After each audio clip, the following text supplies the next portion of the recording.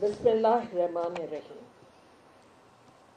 Respected Minister of State for Interior Sharia Afridi Sahab, parliamentarians, diplomats, Inspector General of Islamabad, Oxfam country head Mohammed Kazalbash, ladies and gentlemen, Assalamu alaikum and good afternoon. I was told to speak in Urdu, but I'll speak for a while in English and then I can switch over to Urdu. जी, बहुत सारी जगहों से मुझे invitations थी आज के दिन के हवाले से, बट दो जगहें जो मैंने सोचा कि मुझे ज़रूर जाना चाहिए, उनमें से एक तो थी जो हमारी पार्लियामेंटेरियंस की तरफ से थी, वो मैंने अटेंड की विमेन पार्लियामेंट्री कॉकस की तरफ से, और दूसरी हमारी पुलिस की तरफ से, क्योंकि मेरी नज़र में ये दोनों शोबे जो हैं आज उनके कंधों पे बहुत बड़ी जिम्मेदारी है, बहुत बड़ी रिस्पॉन्सिबिलिटी है। इसलिए और ख़ास तौर पे जब हम ख़वातीन की बात करते हैं तो मेरे ख़्याल में कि हम दोनों के कंधों पे बहुत बड़ी एक रिस्पॉन्सिबिलिटी आती है और एक किरदार अदा हम कर सकते हैं टू टर्न अराउंड पूरा जो माहौल था या जो आज मैं देख रही हूँ जिस तरह बढ़ती हुई तादाद मुझे आज ख़वातीन की नज़र आ रही है। तो I am extremely honoured to be part of this event as we celebrate international Women's Day. First of all, I would like to express my gratitude to the Inspector General of Islamabad and his team for organizing this event of immense importance. Today we celebrate women all over the world who have excelled in their fields. In 2008, I was elected the Speaker of the National Assembly of Pakistan. And soon after, I constituted Women's Parliamentary Caucus, which was a forum for women parliamentarians to contribute to legislation related to women, and we successfully passed more than 24 bills related to women. The establishment of Women's Parliamentary Caucus in the Parliament of Pakistan is the realization of this vision of mine that aims at strengthening the women representation. It provided them with a forum to merge as a collective voice on women issues. Today, it is considered as the leading caucus on women's political and civil rights. One of the first steps on our agenda was to reactivate women police stations so women could seek easy access to justice and enable women police officers to register first information report. The report of the caucus on women policing proved a milestone as its 13 recommendations pushed the federal and provincial governments of the time to bring key changes in their respective domains. I recall with great pride that while better transportation facilities were provided to women police officers in Islamabad, the then Sindh Home Department took a lead by not only instituting a 24-hour women helpline, but also building model women police stations with fully training, all female staff having complete powers to register and investigate cases and nab the culprits, as unlike any other police stations. The need, however, is to keep bringing institutional reforms so as to ensure that the change remains constant and is not one-time affair. The theme of this year's 8 March also resonates the same message. Think equal, build smart, innovate for change. Such gender mainstreaming is key to progress in all fields and can be the door opener for many talented and gifted women. In this regard, I would especially like to acknowledge the contributions of women police officers that include Rizwana Hamid, the first women police officer to head a male police station in Khyber Pakhtunkhwa.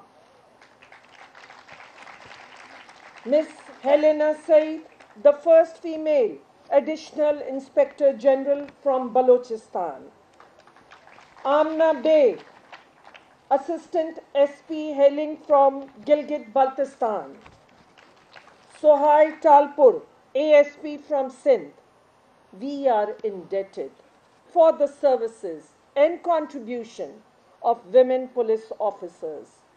They are the torch bearer of peace building and ensure justice is served. I am also pleased to note that Pakistan has met the United Nations target of deploying 15% female military and staff officers in US peacekeeping missions, in line with the efforts to enhance women's meaningful participation. At the same time, Pakistan is also a signatory of several international treaties and conventions relating to gender equality and women's rights. We therefore need to not only to encourage more women to join state establishments like police force and other law enforcement agencies in order to make them equally represented institutions, but also require training and equipping legal practitioners in our police force to be able to enforce international conventions that govern our country. Ladies and gentlemen, the Constitution of Pakistan guarantees the protection of women's rights and asserts creation of opportunities to ensure full participation of women in national life. This basic document of the land resonates the ideals of the founder of the nation, Quaid-e-Azam Muhammad Ali Jinnah, who once said, and I quote, "No nation can rise to the heights of glory unless your women are side by side with you."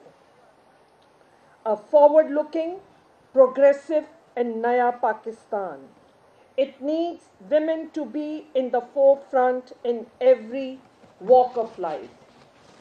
So let us build a Pakistan where women are respected and protected and not subjugated to harassment and torture.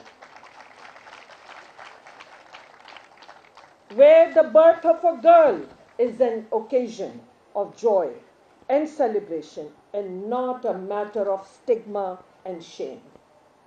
Where no girl child is out of school and Article 25A is fully implemented in letter and spirit.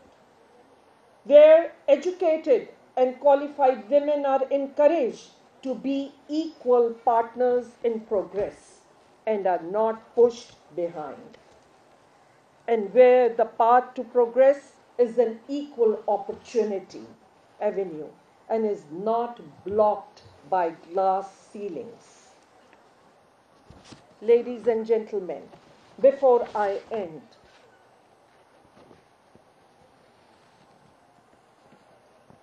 we should not forget, when we are celebrating Women's Day, the atrocities faced by women in Kashmir.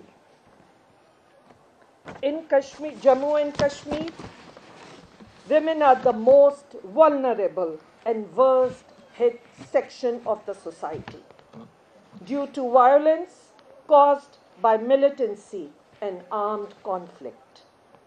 They don't only suffer from intense humiliation and harassment, but also undergo traumatic experiences of losing their husbands and sons. Thousands of women who have become widows have to bear the entire responsibility of bringing up their children, and we urge the world community to take notice and to resolve this long-standing dispute as per the UN Charter, the right of self-determination of the people of Kashmir.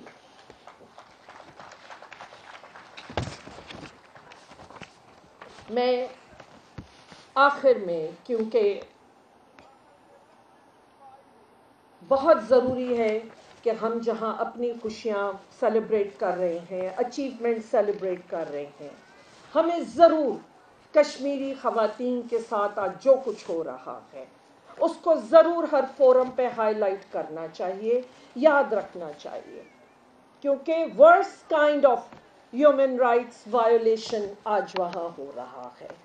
और जो आज borders की सूरत हाल है, जो आज पूरे south Asia को threat है, उसमें जिस तरह एक वॉर का जुनून एक चढ़ा हुआ है, एक जंग का जुनून चढ़ा हुआ है, जिसने न सिर्फ हमारे खित्ते को बल्कि मैं समझती हूँ पूरी दुनिया के पीस को थ्रेट किया हुआ है।